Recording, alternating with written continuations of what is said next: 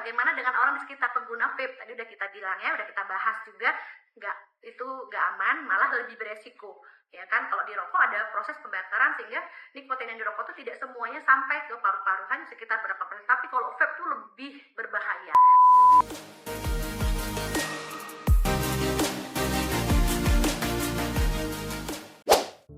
Assalamualaikum warahmatullahi wabarakatuh. Selamat pagi sahabat Pringadi. Ketemu lagi dengan saya Dr. Hafsah, spesialis paru konsultan yang bertugas di Rumah Sakit Pringadi Kota Medan. Hari ini saya ingin sedikit berbagi kepada masyarakat Kota Medan khususnya apa itu vape.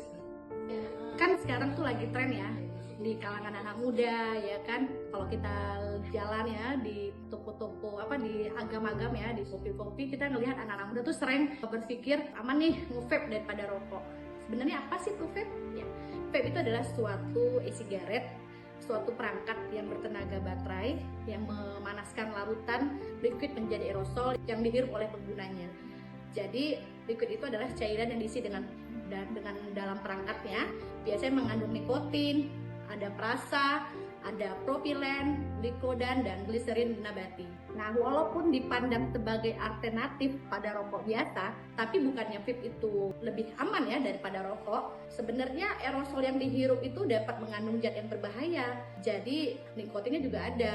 Walaupun bahan kimia nikotin itu berpotensi bisa menjadi karsinogenik dan partikel-partikel yang dapat mencapai organ paru. Jadi komponen pada vape itu seperti benzen, dietil glikoral, lalu formaldehid dan isoperon nikotin dan nitrosamnikotin, di mana bahan-bahan kimia ini berbahaya bila masuk ke dalam organ paru, terutama dalam frekuensi yang lebih banyak. Jadi dalam vape itu banyak rasa ya kan, seperti ada rasa permen, ada rasa coklat, kopi, lalu banyak macam-macam rasa yang ada di vape ya kan.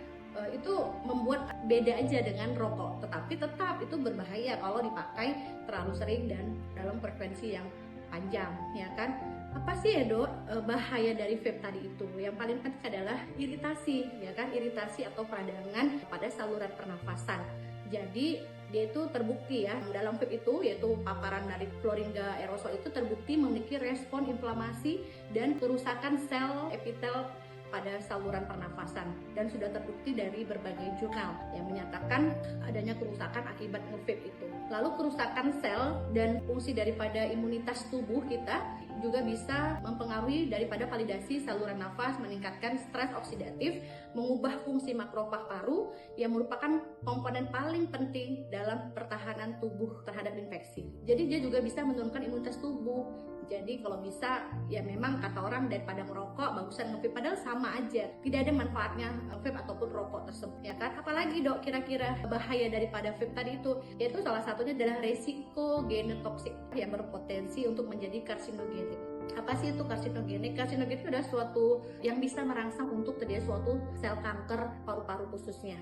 Jadi hati-hati, jangan kira kalau kita nge-vape juga nggak bisa beresiko untuk menjadi suatu kanker paru. Bisa juga berbahaya untuk pada proses pemanasan daripada vape tadi itu bisa menyebabkan kerusakan pada saluran nafas sampai ke alveoli.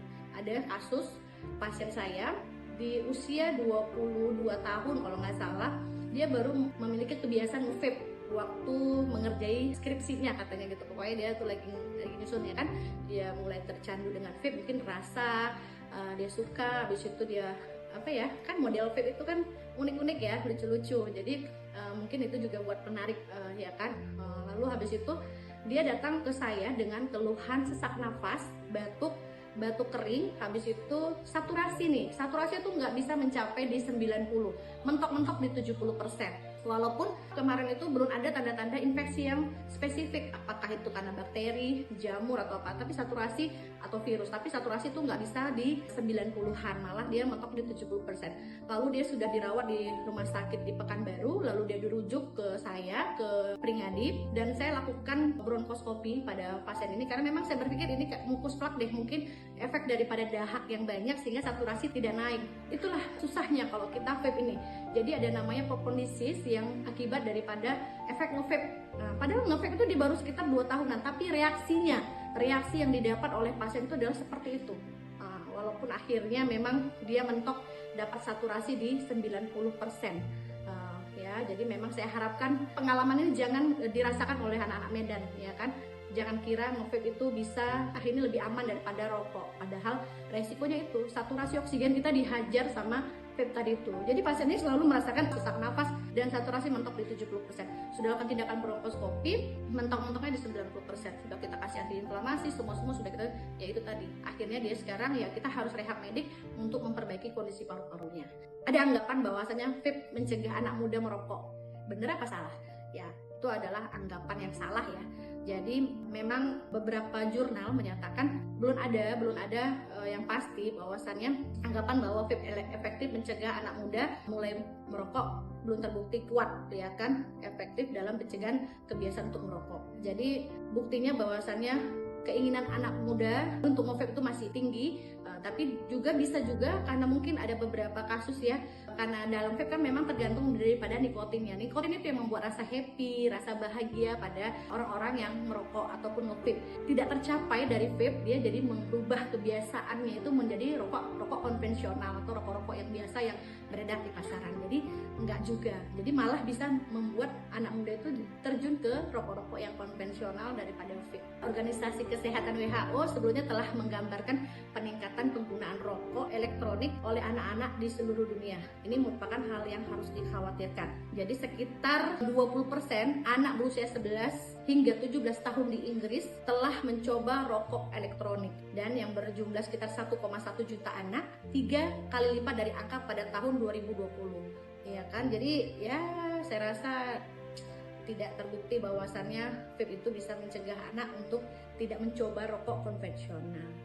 Dok, apa sih faktor risiko tambahannya? Banyak juga yang bertanya kepada saya. Banyak remaja yang mulai vape bukan karena sebenarnya ingin berhenti merokok, tetapi karena daya tarik dari produk vape tersebut, ya kan. Ada juga yang karena pengaruh daripada teman-teman nongkrongnya, atau media sekarang iklan-iklan vape juga udah lumayan banyak ya, bersebaran di TV, di pinggir-pinggir jalan saya lihat udah banyak, ya kan. Jadi terus ada juga keinginan mereka karena persepsi tadi itu bahwasannya risikonya lebih rendah ketimbang rokok. Padahal tadi udah kita bahas, sama aja, tidak ada perbedaan yang signifikan antara vape atau vaping dengan rokok konvensional.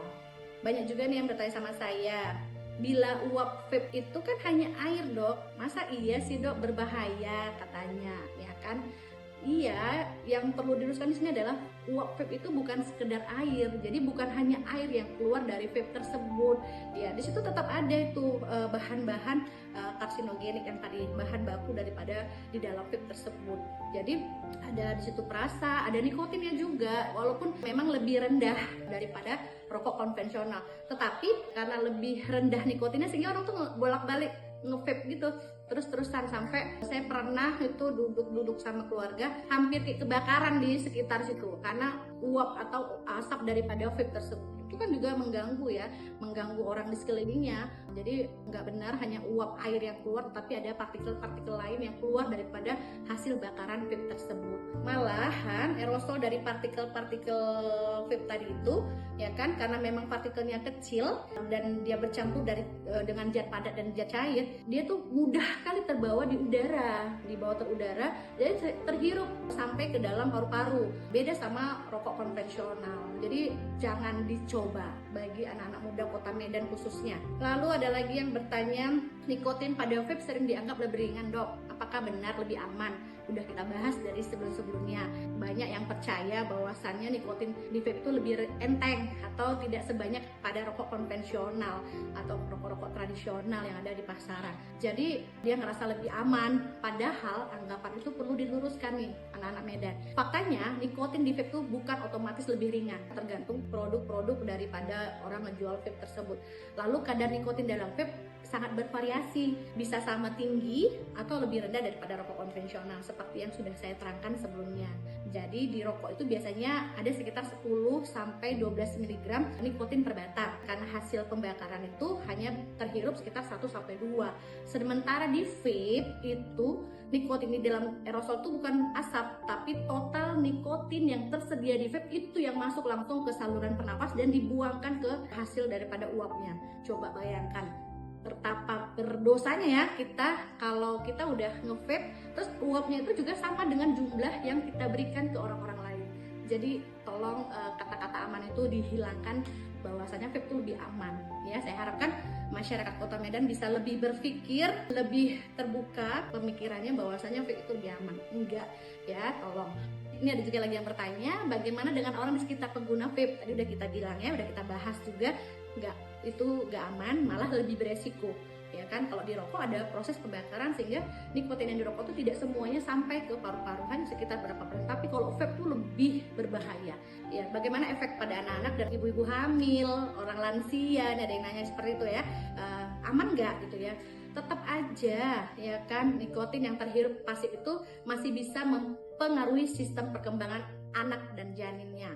Ya, apalagi pada anak-anak yang paru-parunya belum sempurna tumbuh kembangnya, terinfeksi dengan vape itu juga beresiko, apalagi orang-orang lansia. Jadi kan kebiasaan nongki ini juga bukan hanya di kalangan anak muda aja, jadi kita juga sekeluarga kadang-kadang suka nongkrong makan di weekend-weekend, kadang bawa orang tua, bawa anak-anak. Jadi ini sebagai masukan juga ya kan, tolonglah tempat-tempat makan itu menyediakan ruangan khusus dong yang memang untuk perokok atau untuk nge-vape, sehingga kita bisa menghirup udara segar gitu ya.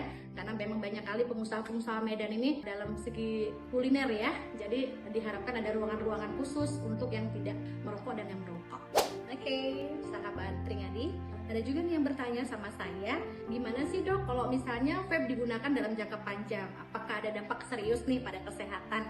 Ya, sampai sekarang memang belum ada penelitian jangka panjang yang mengetahui bahwasanya vape itu beresiko untuk diberikan pada jangka panjang, karena memang vape ini adalah sebagai produk komersial baru ya, populer di sekitar 10-15 tahun terakhir ini. Apa sih yang harus diwaspadai atau dampak kesehatan yang terjadi pada vape itu, yaitu adalah kecanduan nikotinnya ya kan. Jadi kebanyakan vape mengandung nikotin yang sangat adiktif yang dapat merusak perkembangan otak, khususnya pada remaja pada usia 25 tahun. Jadi pada resiko paru-paru khususnya itu adalah resiko gangguan pernafasan.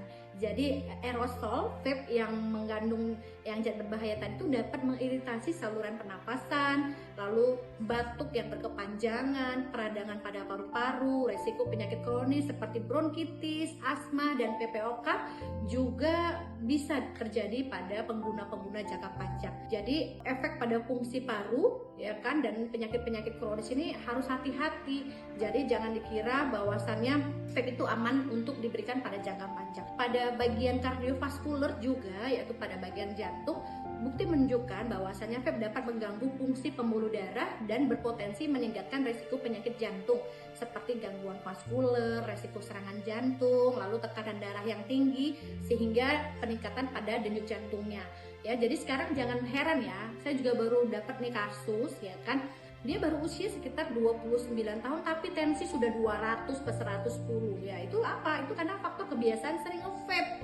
Saya bilang gitu, orang saya nggak punya genetik juga dok darah tinggi. Memang bukan karena faktor genetik, ini faktor yang kamu buat sendiri. Kenapa ya? Kebiasaan daripada nge-vape tadi itu. Ya jadi tolong diperhatikan ya ibu-ibu yang di rumah ya kan. Kadang kan memang bentuk vape ini bermacam-macam. Kadang-kadang ada bentuk pulpen, bentuk parfum. Nah, jadi tengok anaknya. Kalau sudah ketahuan atau tertangkap menggunakan vape, tolong hentikan segera. Jadi kita harus pintar, walaupun anak-anak itu di tasnya dikira itu pulpen, ternyata itu vape. Jadi hati-hati. Memang belum pasti bahwasannya vape ini bisa menyebabkan kanker paru-paru atau kanker-kanker lainnya. Tetapi memang penyakit-penyakit yang tadi saya sebutkan itu sudah bisa terjadi di lapangan saya sebagai seorang klinisi. Ya kan, dok, bagaimana ya dok? Kalau saya tuh punya riwayat asma, terus saya nge-vape, beresiko nggak ya dok? Waduh, itu lagi ya. Jadi memang bahayanya apa? Bahayanya adalah kamu akan mengalami eksaserbasi atau perburukan pada asma kamu. Sedangkan asma itu adalah iritan yang menginflamasi di saluran pernafasan atau di dalam paru-paru. Kamu tambah lagi dengan iritasi daripada uap daripada vape, itu bisa menyebabkan kamu perburukan gejalanya. Jadi jangan dikira aman ya. Jadi malah dia menjadi peningkatan resiko perburukan kondisi paru-paru penyakit kronis kamu. Lalu dan juga bisa merusak daripada mekanisme pertahanan pada paru-paru kita. Juga bisa beresiko untuk peningkatan terjadi pada penyakit PPOK. Jadi pada orang asma atau pada orang PPOK lalu dia nge-vape karena dia berpikir adalah faktor risiko pada PPOK adalah rokok, ya kan? Tetapi pada vape juga bisa memicu serangan itu kambuh terus rusak atau serangan asma atau PPOK-nya jadi lebih sering terjadi sesak atau perburukan gejalanya, lalu menyebabkan batuk dan sesak napas yang makin meningkat, lalu mempercepat terjadi suatu inflamasi yang kronis sehingga dia harus sering kontrol ke dokter, lalu peningkatan terus pada pengguna inhalasi, terapi inhalasinya. Jadi kita harus memperbaiki mindset di pikiran kita bahwasanya vape itu lebih aman daripada rokok. Tidak sama sekali. Jadi pada orang-orang yang awalnya memang kita temukan dulu waktu saya sekolah pendidikan, PPOK itu memang faktor risiko dari rokok. Jadi sekarang dengan kemajuan zaman, vape ini juga merupakan salah satu faktor risiko untuk terjadi suatu penyakit PPOK atau penyakit paru obstruksi kronis. Apa dampak vape pada anak-anak atau remaja yang perlu diwaspadai? Penggunaan vape pada anak-anak bukan hal yang aman, justru bisa memiliki dampak yang lebih serius dibandingkan dengan orang dewasa. Yang pertama apa? Salah satu adalah gangguan pengembangan otak. Jadi kita harus perhatikan, ya kan, kalau usia anak-anak kita ini, usia remaja ini kan pengen tahu, kita langsung tunjukin. Memang kalau anak-anak ini harus ada bukti. Nah, edukasinya memang perlulah ya influencer di Instagram untuk bahwasanya kita rangkul untuk, kan anak-anak tuh suka scroll TikTok, Instagram, jadi lebih masuk ke mereka. Kalau kita yang mengedukasi itu adalah orang-orang yang seperti itu, ya kan, orang-orang influencer yang ada di Instagram atau di TikTok, ya kan. Lalu yang kedua, resikonya apa pada remaja itu adalah ketergantungan daripada nikotin sejak muda, dan dampak lainnya adalah pada sistem pernapasannya. Lalu habis itu gangguan pada kesehatan jantungnya, baru habis itu psikologisnya juga bisa. Jadi kesimpulannya adalah vape bukan alternatif aman bagi anak dan remaja. Dampaknya mencakup gangguan perkembangan otak, saluran pernafasan, kardiovaskuler, lalu bisa meningkatkan risiko menjadi perokok di masa depannya. Sehingga pencegahan sejak dini, saya harapkan edukasi dari keluarga, pengawasan lingkungan, dan sangat penting untuk melindungi generasi muda dari bahaya vape. Oke, jadi akhir kata saya ucapkan stop vape. Nggak sah ya kalau nggak Dokter Hafsah kasih pantun anak Medan nih. Burung pipit bersuara nyaring, bersautan di pagi yang pekat. Kita hindari perilaku vape agar hidup lebih sehat. Salam Pringadi.